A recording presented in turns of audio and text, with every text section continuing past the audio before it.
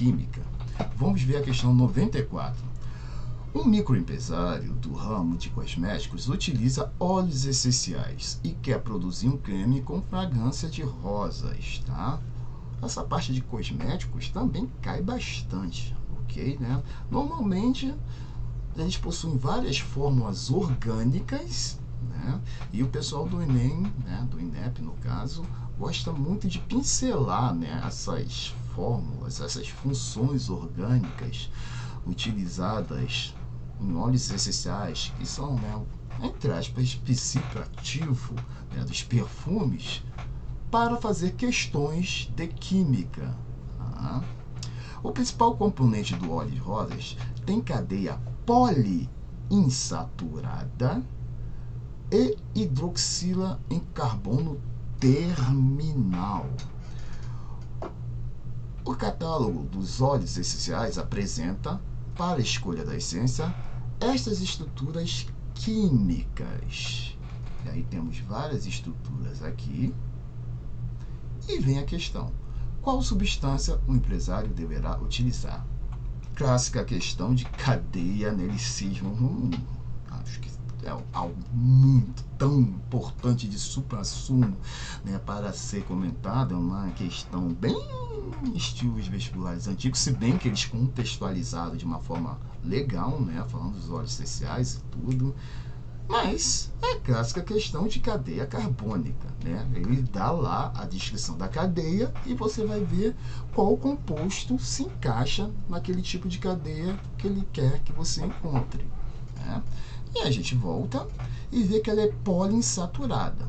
Lembrando que insaturação ou não saturação é devido ao quê? Quando você tem uma cadeia carbônica aonde você não encontra ligações duplas ou triplas. Por quê? Porque quando você não tem essas ligações, né, duplas e triplas, os carbonos estão com a quantidade máxima que eles podem ter de hidrogênios. Os carbonos das pontas vão ter 3 hidrogênios e os que estão nos vértices, se a gente está pensando, né, na ligação bastão, ou os carbonos de dentro da cadeia, vão ter, né, se não tiver nenhum radical pendurado, 2 hidrogênios, para completar as clássicas 4 ligações, que a gente já sabe que o carbono está aí querendo aparecer com mais ligações, e sim, mas para o Enem, carbono, 4 ligações, e está ótimo em compostos orgânicos. Então, uma poliinsaturada está te dizendo que você vai ter mais que uma ligação dupla ou tripla, no mínimo, na cadeia, tá? Então, a 3, você já joga o espaço, tá? Porque olha só, ela é totalmente saturada. Você não tem nenhuma indicação aqui de ligação dupla ou tripla. Cuidado com o famoso Ozinho de dentro, né, deste anel aqui, porque ele é um anel aromático. Esta é uma das representações, né, dos anéis aromáticos. Lembre-se que ela também tem outra versão. Essa seria mais fácil você enxergar a ligação dupla, né, que é uma ligação dupla aqui, outra aqui e se movimentando, ou seja, elas estão intercaladas e elas estão passando aqui de carbono para carbono.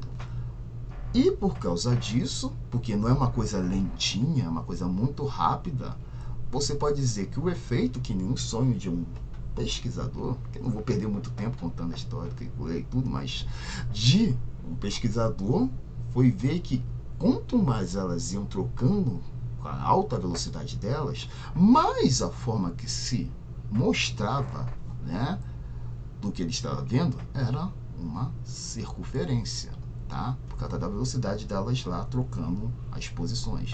Por isso que a gente representa normalmente, mas pode ter também as duplas intercaladas, um anel, né, aromático principal dos anéis benzênicos com essa circunferência, tá? Então aqui há sim ligação dupla, então a gente não pode descartar ele de cara. Hidroxila, tá? Então a gente já joga pro beleléu, podemos dizer aqui, na dúvida. Se bem que aqui pode ser também um COH, tá? Pode ser um C ligado a uma hidroxila. Eu não gostei muito dessa representação deles, então eu vou deixar na dúvida. Em carbono terminal, tá? Ok. Essa 5 e a 1 e a 2 estão meio, né, que parecidas. Então aqui tá bem decorebinha. Mas eu já estou eliminando a 4 porque não temos carbono terminal nesse anel fechado, tá? Ok? Certo? A gente pode contar daqui, ó. E seria o terminal. Porém, por uma regra, né, que até delimita a nomenclatura dos compostos orgânicos, no caso dos fenóis, aonde tiver a função fenólica, ou seja, a hidroxila, será a posição 1. Então, se aqui é a posição 1, não é terminal, é a primeira. Ok? Então, aqui a gente corta, porque essa hidroxila não está ligada a um carbono terminal. Tá? Ficamos com CHO,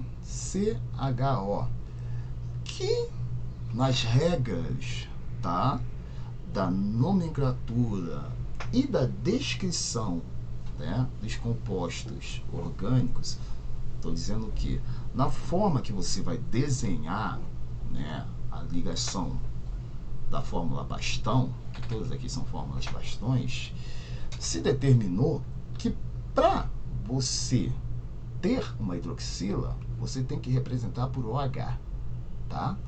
Esse CHO aqui não é considerado a hidroxila, tá? É até meio... É uma questão que eu ficaria muito pé da vista se eu tivesse, né, encarando ela e não soubesse se entre linhas da química, tá?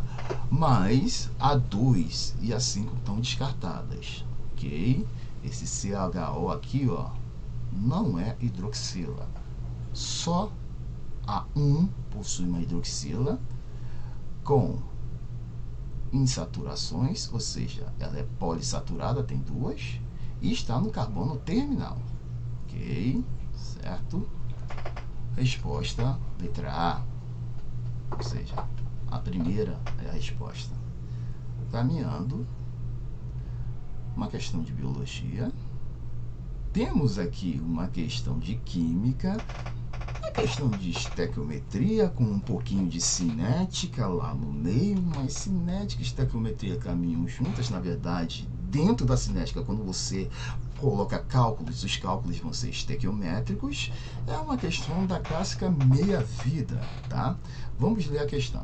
A sacarose, ou invertase, é uma enzima que atua no intestino humano, hidrolisando o disacarídeo sacarose, nosso açúcar, né, comum, nos monossacarídeos, glicose e frutose.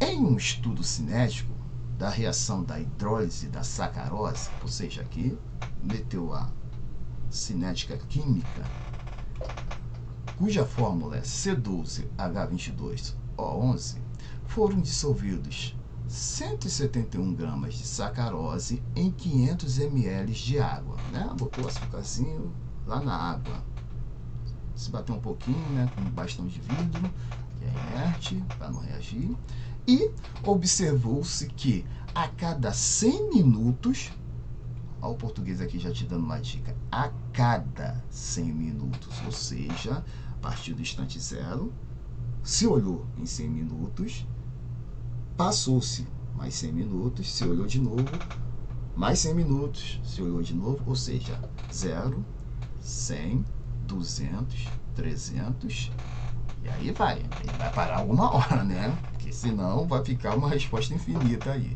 de tão pequena que ela vai ser. Observou-se a cada 100 minutos de ação, a concentração da sacarose foi reduzida à metade. Olha a minha vida. Porque o conceito de meia-vida é exatamente isso. Em um tempo, né, fixo, você tem a sua quantidade de matéria sendo diminuída à metade. Se você compara com a primeira, né, que você tem um inteiro, vai meio, um quarto, um oitavo, e vai indo. Ou simplesmente inteiro, metade dele, metade da metade, metade da metade da metade, e vai indo. Tá? Isso é a minha vida quando a gente tem tempos fixos padronizados. Tá? Isso cai também bastante lá em decaimento radioativo, tá? De partículas, né, radioativas, materiais radioativos, etc, etc. Tá? Eles também, né, entram nesse conceito de meia vida. Aí, continuando, a concentração de sacarose foi reduzida à metade, qualquer que fosse o momento escolhido como tempo inicial. As massas molares dos elementos H, C e O, hidrogênio, carbono, oxigênio, são iguais a 1, 12 e 16 gramas por mol. Mol a menos 1, né? Matemática, inverter é por mol, respectivamente, tá? Confirmando, né? Para quem não sabe, o Enem não tem tabela periódica, então normalmente eles colocam, né, as massas atômicas, as massas que são informadas lá na tabela periódica dentro da própria, né, questão, sendo sempre, né, elas uma forma mais aceitável, né? Não tem vírgula, não aparece a parte decimal que normalmente aparece lá na tabela periódica. De vez ou outra, eles não dão, por exemplo, e eu disse para vocês estudarem e gravarem, infelizmente, mas não são muitos caras, eles não dão as massas, tá? Do hidrogênio, carbono, oxigênio. Então é bom que você, pelo menos, grave alguns. Esses três aqui, mais o nitrogênio, talvez o ferro, ok. E vamos fazendo as questões. Qual é a concentração de sacarose depois de 400 minutos? Você lembra que eu falei que ele ia ter que dar um tempo final? O tempo final igual a 400 minutos do início da reação da hidrólise. E aí temos vários valores. Aqui não dá para fazer, né, um clássico, vamos eliminar esse. É uma questão, né, que eu falo que é discursiva, disfarçada de múltipla escolha, porque você tem que cravar a resposta. Tá? E como que você crava a resposta? Vou pegar aqui o cálculozinho que eu fiz, vou botar a tela maior e vamos lá, tá? Primeira coisa que você tem que fazer nessa parte estequiométrica da cinética é traduzir, tá? Deixa eu também botar aqui, é traduzir, como eu gosto de falar, entre aspas, as unidades, ok? Certo?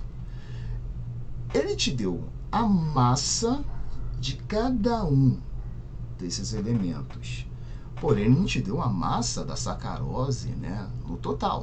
Então você tem que calculá-la, tá, para achar a massa do total, porque a gente não vai ver relação a tempo de meia-vida só do hidrogênio, só do carbono, só do oxigênio. Não, vamos ver de todos quando eles compõem a sacarose. Então a gente chega a este cálculo, né, que é bem simples. Quantidade na sacarose, tá, de carbonos, massa de cada carbono. Quantidade de hidrogênios na sacarose, massa do hidrogênio. Quantidade de oxigênios, massa do oxigênio, tá? Se você tivesse uma tabela periódica, ia chegar lá e ia ver, né, que se você arredondasse, ia chegar ao valor de 16, 1 para o hidrogênio e 12 para o carbono. Mas aqui eles já deram esses valores. Fazendo esse cálculo, você vai chegar a 342 gramas por mol. E aqui vai outra dica. Você vai dizer, ué, mas peraí. 171, que eu já estou até colocando aqui, né, que é a massa lá dada do problema, que ele falou que é a massa pesada da sacarose, é exatamente a metade. Claro que na hora de fazer os cálculos, né, vai ser mais fácil, mas isso é uma dica para você.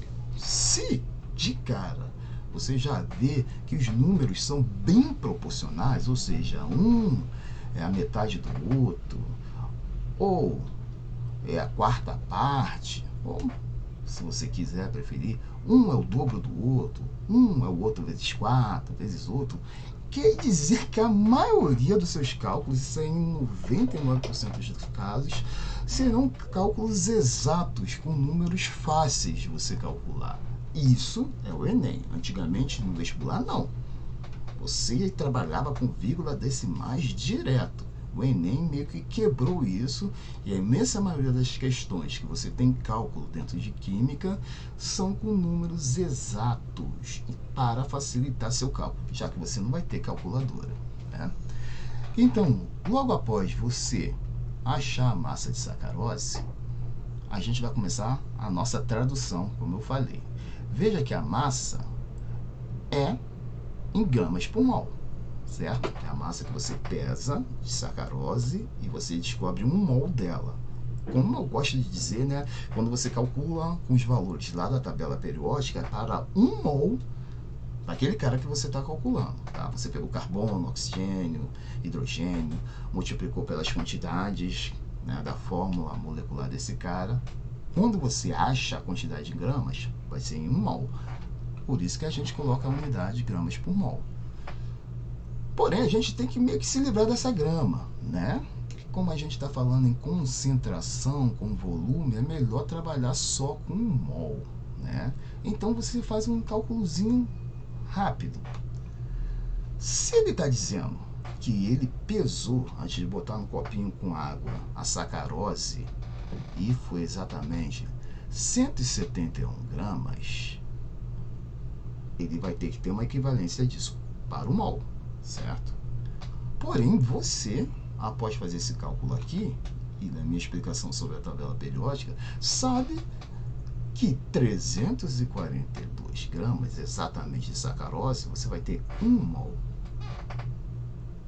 Se o cara pesou 171, ele vai ter X quantidades de mol. Como este cara aqui é a metade desse aqui, lógico que este cara aqui vai ser a metade desse aqui também. Quem quiser multiplicar em cruz, vai achar, tá? Vai ficar 171 igual a 342x, jogo 342 para lá, isolo o x, x é igual a 171 sobre 342, que vai dar meio, tá? Mas é só ver, né? Este aqui é a metade desse aqui, então este aqui tem que ser a metade desse aqui, meio mol. Quer dizer, então, que a gente se livrou da grama, né, fez a tradução que eu falei, e agora só está com 1 mol, tá? Quer dizer que quando eu pego 171 gramas, eu também estou pegando meio mol de sacarose. Depois, a gente pega, né, essa ideia da massa em mols e coloca na famosa molaridade, tá? Que essencialmente, né, é a grandeza que você trabalha na meia-vida, que é número de mols por volume, ok? Tá aqui a fórmula. E aí, o que nós vamos ter, tá? O meio mol, que nós calculamos, sobre meio litro. Ah, professor, mas de onde que veio esse meio litro? Lá na questão foi dito o quê? Que você pegou a sacarose, que era 171, que você também sabe que é meio mol, jogou na água. E quanto tinha de água? 500 ml. 500 ml são exatamente meio litro, tá? E olha a coincidência, não, é de propósito mesmo, você vai ter dois números idênticos. O meio mol de sacarose e o meio litro da solução, ou seja, da quantidade de água que tem ali, porque o volume que vai aumentar por causa que você colocou a sacarose é dispensável, né? Eles nunca falam isso, antigamente falavam, mas hoje em dia nem falam mais, mas o volume não vai aumentar, mesmo você colocando lá essa quantidade bem pequena de sacarose, vai continuar sendo meio litro. Então você descobre que essa solução, no total, tem 1 mol por litro. Ou seja, aqui você já está com seu copinho com água e o açúcar lá dentro. Com água e a sacarose. Então, só recapitulando, quando você jogou 171 gramas, você sabe que essas 171 são meio mol do soluto, que é a sacarose, em meio litro de água. E no final você faz uma solução, faz lá seu suquinho, entre aspas, de água com sacarose, de água com açúcar, tá? E descobre que vai ter uma concentração de 1 mol. E aí parte o cálculo da meia-vida. Olha aí, muita gente gosta até de fazer, né, um grafismo, né, bonito, vai fazendo um, depois o outro, mas eu fui logo direto no cálculo. E fui colocando os tempos. No tempo zero, né, que iniciou, você tem 1 mol. Se passou 100 minutos, você tem que ter uma meia-vida, ou seja, chegar até a metade, como eu falei lá no início. Meio mol por litro. Se passou mais 100 minutos, ou seja, 200 minutos, se a gente estiver contando desde o início, vai ter que diminuir a metade da metade. Se aqui é meio, aqui vai ser 0,250. Mas, classicamente na matemática, você joga aquele zero lá final fora, fica 0,25. No tempo 300, 0,125.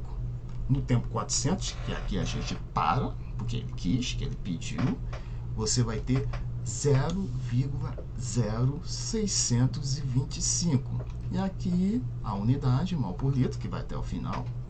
Quem quisesse nem precisava colocar, eu sempre gosto para não ficar meio perdido, se é mania minha, mas se você quisesse colocar 1, meio, 0,25, 0,125, 0,00625, ok. Aqui, outro artifício matemático, porque você até está, ué, cadê a resposta? Não tem nenhuma resposta em decimal, tem respostas com números inteiros vezes 10 a menos alguma coisa, ou seja, notação científica. Mas matemática, aqui, se você chegou até aqui, você tira isso de bobeira, né? Porque é muito fácil. Você anda com a vírgula para cá, você andou 2 vezes, então você vai encontrar 6,25 vezes 10 a menos 2 mols por litro. Aí voltamos lá na nossa provinha, 6,25 vezes 10 a menos 2 mols por litro. Resposta letra B. Tá? Aqui cravei, não adianta nem analisar as outras, porque elas estão totalmente erradas. É um tipo de questão que eu sempre brinco e digo, é uma questão discursiva de cálculo disfarçada e muito mal disfarçada de questão de múltipla escolha.